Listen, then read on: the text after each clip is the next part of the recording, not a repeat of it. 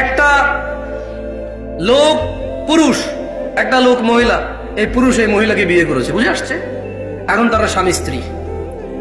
এখন এই মহিলা জোরে জোরে কথা বলে, পুরুষ তাকে বলে যে তোর এত জোরে কথা বলে আমার ভালো লাগে না রে।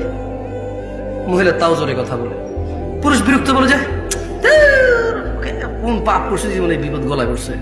বাট মহিলাকে ঘর থেকে বের করে না, কি করে না, গায়ে হাত দেয় না, বিরক্ত হয়।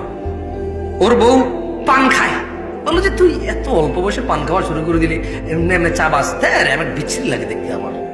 কিন্তু বউকেও তালাক দেয় না, বাপের বাড়ি পাঠায় না, গায়ে হাত তোলে না, ওর জন্য জামা কিনে, কাপড় কিনে, ওর জন্য সুন্দর সুন্দর চুড়ি কিনে, লিপস্টিক কিনে, আলতা কিনে।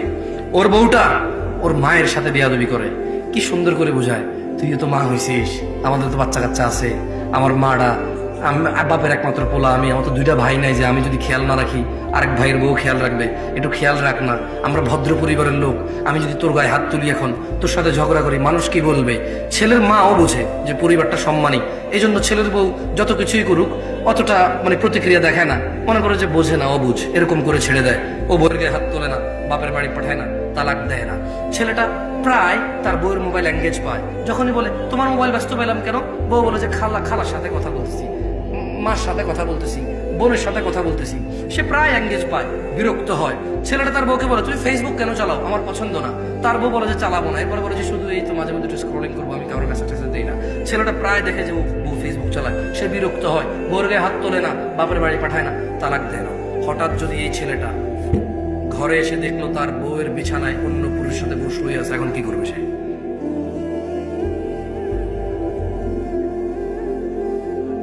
কেন রাগে মেরে ফেলবে কেন? ইসলাম বোঝে না? ও তো মুসলমান ছেলের কথা বলতেছি। তুমি কোন ছেলে, তুমি কোন ধর্মের ছেলে? ইসলামে কোন মহিলা পুরুষ ধরা পড়ে গেলে মেরে ফেলার তোমার বিধান আছে? সরকার মারবে? কে মারবে? কে মারবে? বিবাহিত মহিলাকে পাথর মেরে মেরে রজম করবে কে? জেনাকারী। কে রজম করবে? কে রজম করবে?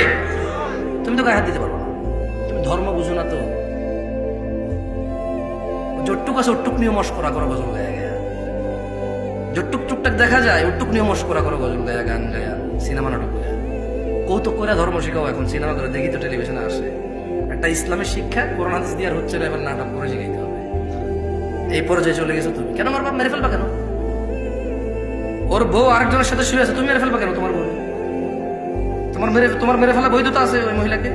বলে যে মেরে ফেলবার আগে ওকে তালাক দেওয়া বৈধতা আছে, ওকে বাপের বাড়ি পাঠিয়ে দেওয়ার বৈধতা আছে, মুসলমান শাসকের হাতে তুলে দেওয়ার বৈধতা আছে, যে বিচারকের।